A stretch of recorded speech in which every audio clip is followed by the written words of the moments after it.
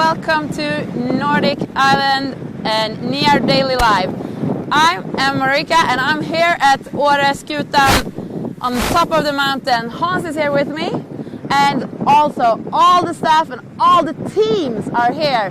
They are super excited to get going on this race. They are super ready, standing on the start line, and we're about to get them started. Teams are ready. We got 10 seconds to start.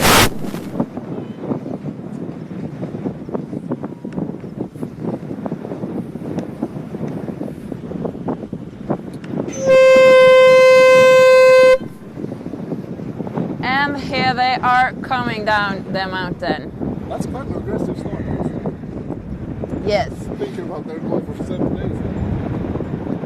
They will keep this pace for quite a while because on their mind. Yeah. Woo! Good luck, guys! Yes, you say they will keep this pace for how long? They will keep this pace for at least the first 15 minutes because what they're aiming for at this moment is the first rope section. Okay. They don't know how many ropes there will be, and if there's only one, the first team getting there will get a good advantage. But the thing is, the truth is, what they don't know is there's 9 ropes. So there's 1 rope for each team. And actually, if they would have paid attention coming up with the gondola, they could have seen it. But actually, one of our photographers coming with them up, she said they didn't notice the ropes. No one did. Because I was in the cable car with them, and I mean, they were just taking photos and chatting, and they weren't really paying any attention at all. No, and just underneath the gondola, they could see the ropes rigged, and they would have seen that there were 9 ropes, or at least a bunch of ropes. Maybe counting them was hard, but yeah, they will keep the pace because getting to the rope is an important start. And actually, what we often say in adventure racing is that it doesn't happen now. This is not the make it or break it. But how important is it first? Just getting it, like, is that a big deal or is it just... Yeah, I think it's a big deal, just like to get a good start, to get a good feeling that you are ahead of the game, you have a flow, everything's running smooth. Yeah, and to sit around waiting for a rope for maybe 10 minutes, 15 minutes, that's a little demolishing for the mental. Even though you're racing for 7 days, that has to be frustrating. Yeah, it's frustrating, especially in the beginning. Later on in the race, if you get that kind of break, you can sleep, you can eat, you can change your socks, you can do anything. But at this moment, they are just eager to get going and get down the mountain as fast as possible. Also, the top teams, they know that they have good navigators and they don't want anyone to follow their tails. So they want to kind of get out on the bike with not, they don't want too many of the mid-pack teams joining them. And still, they know this. The mid-pack team won't catch up with them or stay with them for very long, but still, they don't want anyone to chase them. They won't do the navigation for anyone else. Yeah, I don't understand. So what do you say, like after the road halfway down and coming out of water after all the other stuff that they do, are they going to be kind of together or it's going to be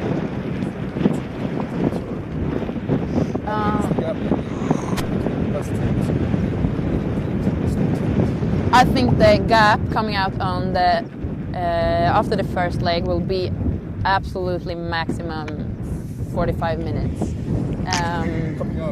Coming out of water. Everyone is still very happy to go, and they got good legs, and there's not too many problems that can appear during this stage. The rappel will split them a bit, and the last of the rope sections on this, it's 3 rope sections on this first leg, and the last one of them has only 1 rope. So there's going to be a queue there. The first rope is not that important, though. It's just the third rope. That's when it's going to get a little bit messy if they come there together. I mean, thinking about starting on top of the water scoop, and I was like, that's kind of an easy start having down. But I mean, running down is about it hurts. Yeah, it hurts, and especially at this pace. And to start out a 7-day race with smashing your legs totally, it sounds like a good idea. No, it's still tough.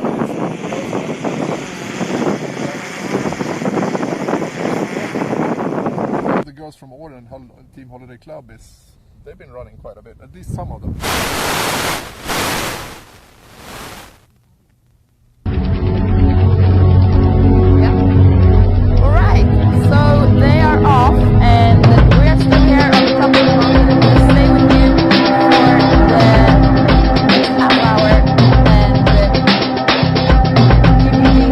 About everything that's going on. The teams took off very fast and they are now aiming for the first rappel, and we're gonna get some pictures from that in just a very few seconds. To start with, we can take a short look at what's going on here today and what's the first leg about. We've been talking about the first leg a bit, and we can show that. Yeah, so starting on the top, coming down the mountain, all downhill on this first leg, running very hard and smashing the legs. And yeah, it's starting. And they're gonna finish on Holiday Club doing a rappel inside the lobby of the hotel, and then they're off on their bikes. And that's kind of when the race starts, because this first is a little bit stressful and everyone is very fast, as you could see. And then when you take off and leave the town, that's gonna be like... When you're on your own. Yeah, because you really are. Yeah. And they're gonna split up. Yeah. And actually they're also going on trail very fast, which also makes the gap grow, because I think they are very different skilled on mountain bike. For sure, I know. Although, I mean, my future wife-to-be is in the Holiday Club team, and she's quite good on the bike, but some team members haven't trained that much, and I mean that's going to be a big difference technical-wise. That makes quite a big speed difference when you come to the technical section, I would say. Yeah, for sure. And the more tired you get, the more tricky this section is going to be. But how tricky is the biking on this race? I think we have very technical. Some technical parts where there's going to be very technical trail. We definitely gonna have some hikey bike, which is a favorite of ours. Oh yeah. Not at all. No. There's some teams or some athletes that enjoy that a lot because they feel strong. But carrying your bike or pushing your bike is... That's the worst, yeah. Yeah, and I always feel kind of like it's a disappointment for myself, you know. I want to ride a bike, and when I feel like I have to push it, I feel like it's because I'm not as good rider as I want to be. But the truth is, this is a really technical riding. When we're talking hiking bike, what kind of distance is that? Are we talking 1 kilometer or is it longer? Normally, it's just maybe half a K or something like that. But at some races, and at the last race of Nordic Islands, we had a section where there was actually a couple of Ks of hiking bike. And last year's World Champs was containing, I think, more hiking bike than actual biking. We were mainly carrying and pushing the bikes. Do we have any expectations for this one? I know that there's going to be one massive hiking bike section coming up a mountain where they're going to have to push the bikes, but I think it's going to be mostly trails. And even if you're walking, I think pace-wise, you're better off staying on the trail. You're much faster on the trails than going all off-road. We have some footage from the teams, and you can see how technical the running actually is. Framme ser vi Malin. You've been running this section. Toucha snökanten. Är det halt? Nej, det är halt. Wow. Yes, this is Swedish Armed Forces coming down the mountain at a very high pace. Då ska vi se här. Hur tycker du det känns än så länge, Malin? Actually, do we have any live tracking? Do we know if they are in the lead? Här var det lite blött. Yeah, definitely up in the front. This is one of the world's leading team. They have finished on the podium of the worlds a couple of times, and they're aiming really high.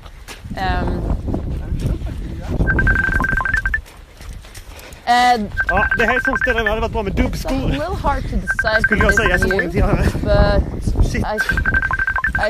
I think from here to where they're going, there is like a hiking trail coming down, but the hiking trail goes a little bit back and forth with switchbacks to come ser att easy ni har down en the jävla mountain. I fart think än så they are länge. discharging the straightest way.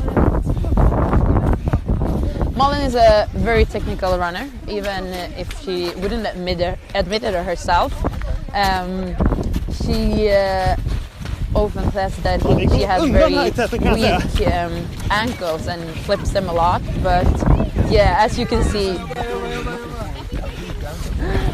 Och till och med but she det is som att ta ut absolutely one of the strongest på berget. runners in this Trots field. att driften har And slutat gå. Och här framme har vi då Emil och Oskar i täten. not all the way. Depends a lot on the harsh nature they're gonna pass through and uphill. But I think this is one of the teams that are actually gonna run a lot.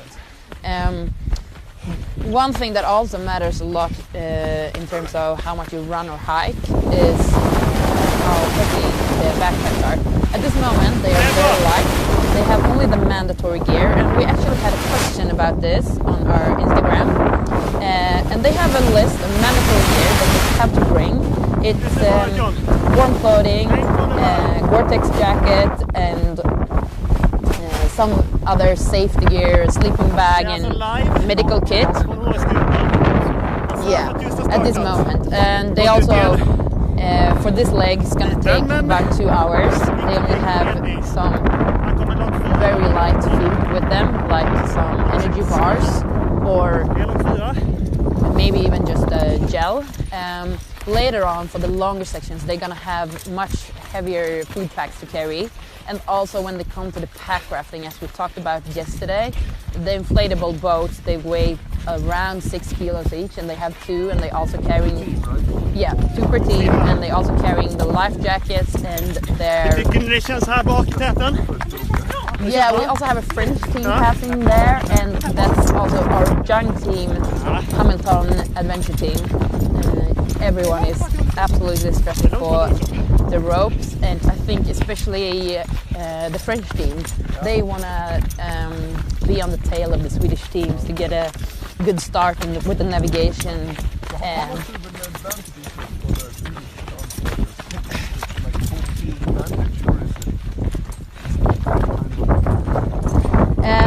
It's kind of a big deal. It's when you look at the maps, especially, I'd say if you have been moving around in this environment, you can tell from the maps more. You can make more informed decision on where to go and how would this trail be? Will this be a fast trail or will it just be shitty? So I think maybe you can make a little more informed decision.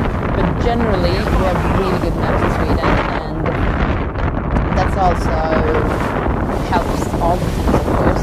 Oh, we have a little crowd coming with the teams down. They run good too. Good pace on the kids. How familiar is the French team, like with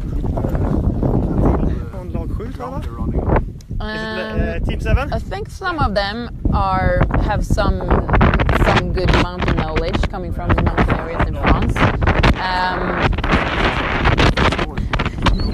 I think it's going to be very new to all the foreign teams.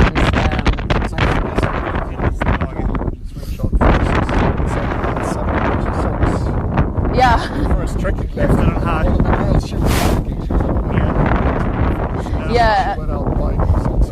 One of the girls from the interview in the studio yesterday, she went out buying more socks, and also your wife-to-be she had a couple of extra questions after the interview about feet. And we will they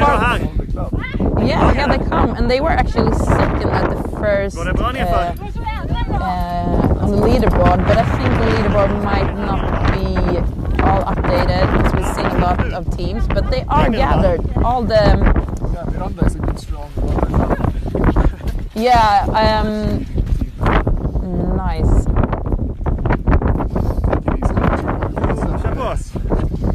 And the teams have to stay within 100 meters from each other, and as you can see, all the teams are gathered here. But coming longer into the race, and maybe when you're looking for checkpoints, they're going to be crucial to. You can't spread out within the team. No, exactly. And you're gonna keep that team together. And actually, it is an advantage to keep the teams together. If you move as a unit close to each other, you tend to be faster than when you spread out and you don't really have any connection between the people in the team. I think they are. Do you tie up sometimes? John Carlson berättade tidigare. Yeah, absolutely. We try to not use it too much in the beginning. Because of the you really smash the legs when you're towing someone really hard. Yeah, it costs a lot of energy. Before coming here to the start, we were down in the lockdown, and you were down there too. How was your experience, and what did you expect when you were coming there?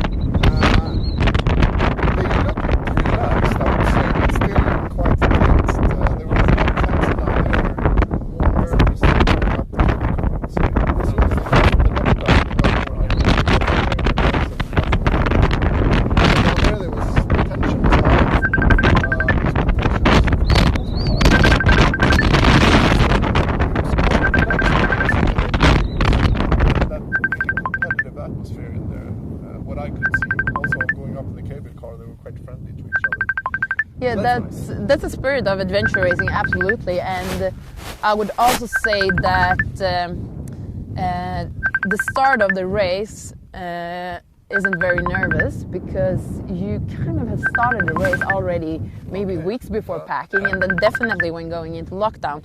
Lockdown means that the teams get the maps. Yeah, definitely. And they get to read the maps inside a room for 4 hours or so. Yeah, exactly. What I understood. And before that, they had no idea where to go, right? They know they're starting in Åre and going to Ålesund. That's what they know. That was all they knew until 12:30 today. Then they got the maps and they got to start sorting them out and deciding the route. So yeah, but then we have checkpoints, right? So we have the first leg starting on top here, and then we have checkpoints down in the village, I would say. Yeah, exactly. They need to grab all the checkpoints on the way, and on this first leg they're quite close between every checkpoint, because they're gonna do a little loop around the town before leaving. Then it's gonna be much further between every checkpoint, coming all the way.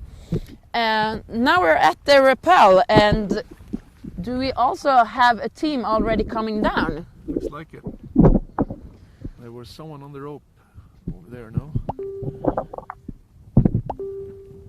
That's fast. Yeah, here is a big difference if you have done this before. It's a bit technical, but actually between a fast team and a slow team it just differs maybe tops 1 minute. Okay. So on this kind of short rappel. So you're on your own at the rope now. You have no safety personnel there, or there's just ropes hanging and then you take them and rappel yourself down? At the top of the rappel there's a safety person who will give them a clear. They rig themselves into the system on the rope, and the safety person will check it, give them clearance to go, and then they are on their own. Okay. On the last Nordic Islands game, we actually had a little incident with the girl coming down the rope, and she got her hair stuck in the rappel device, and she couldn't move. She couldn't go further down or up, but she was totally cool about it, and all she said, she was just. Yeah, but so her hair got stuck in the rappel device, so she couldn't move up or down or anything, and she just she called for the safety staff on top, and she said just very cool, I'm kind of stuck here, I need help. And he got down to her and he had to cut her hair. No. But she was totally cool about it, and then she kept rappelling and kept racing. So how long is this rappel? Is it 100 meters or? No, it's shorter. I think it's about 50 meters. Okay. Quite a exposed terrain though. Have you tried it? No, I haven't. I know where it is, but I haven't tried going down there. Something similar? Not really, no. I know that some of these racers are actually quite afraid of heights. Okay. And even though in the top teams, or are they kind of used to it? actually some of the top...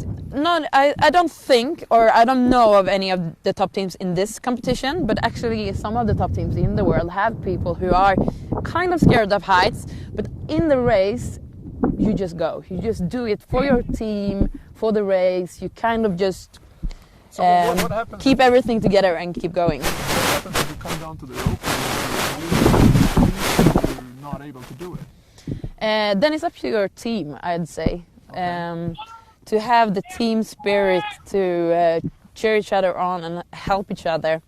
Yeah, but if you're not able to do it, you cannot do it. What Um, happens? Do they get a penalty or? Yes, as long as sometimes the rappels are like the only way to go through, Okay. and if you don't go down, then you're not on the course anymore, and I think you're gonna have to abandon the race. But as for this rappel, you can go around, and you'd have a time penalty for not doing it, but you could move on. Okay.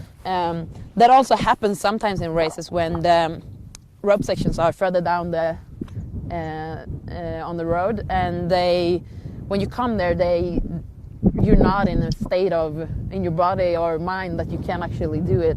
They have like a medic check, and if you're too tired or maybe sick, and actually they don't feel safe letting you down, then they're gonna have to have you move around. So in general for this race, does this race qualify as a tough race? I heard some of the competitors said it was a long race. But terrain-wise, environmental-wise, weather-wise, is this a tough race? Yeah, it's a very tough race. Okay. It's a very tough race.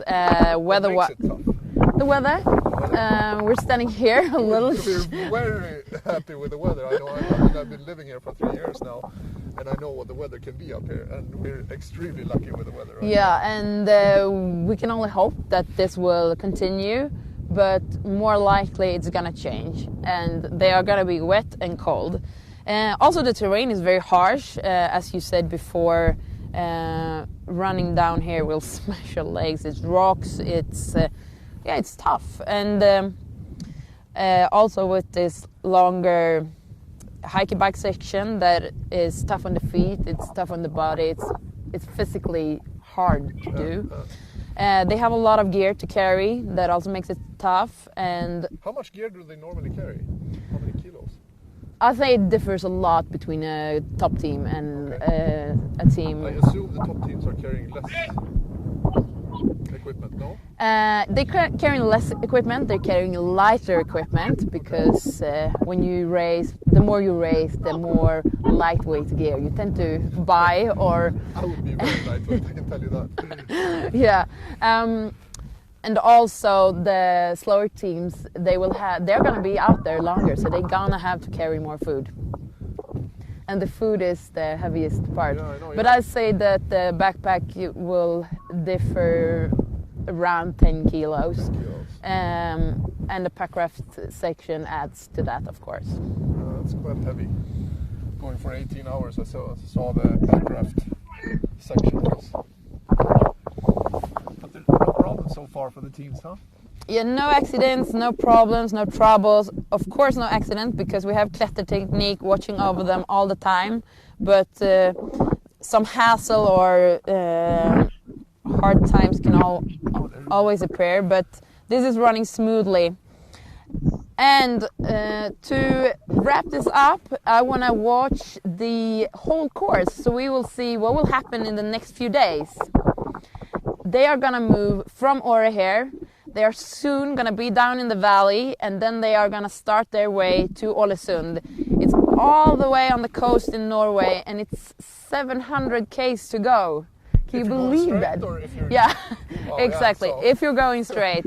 And how are the girls on the navigation? I would say okay. I know they've been training quite a bit and had a coach with the map and everything. So I think that's one of their better. What would you say? One of the strengths in the Yeah, team. one of their strengths. Yeah, absolutely. Yeah, I saw them do the maps in the lockdown, and they said this is hard, but they looked confident. They were organized, they were calm, but what they said was it's calm. No, but I think it's okay for them. I'm not sure about technical wise with the mountain bikes, how they are and how tough the cycling is. That's going to be... All right, it's going to be interesting. Yeah, because I was out trying to coach them for a bit on a technical little trail here, and then I was like, they have some work to do. I didn't see them train that more, so we'll see. You are going to leave the studio on your bike. Yeah. Do you ride a lot? I do, quite a bit. You have a lot of good riding here in Norway? We do, yeah.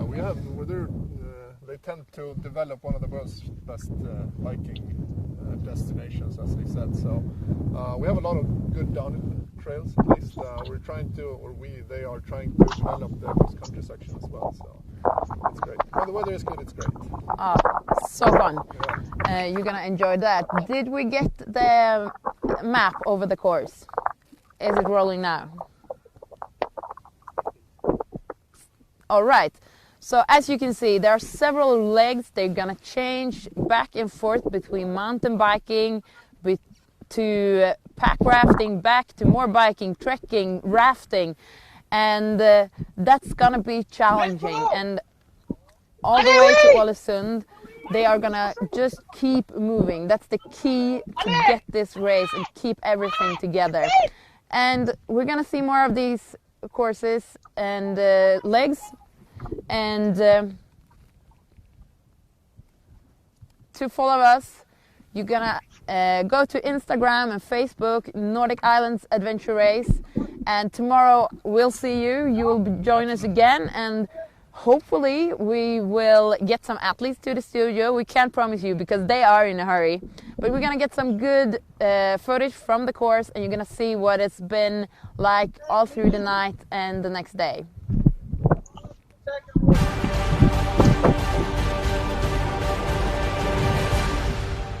Världens längsta wrap-up. Jag tror de åker ner med kabinen med. Ja. Bra jobbat. Och Ska vi ljuda av vänta på allting. flera andra eller? Nej, vi ska bara packa ihop. Packa ihop det här? Och de packar ihop det.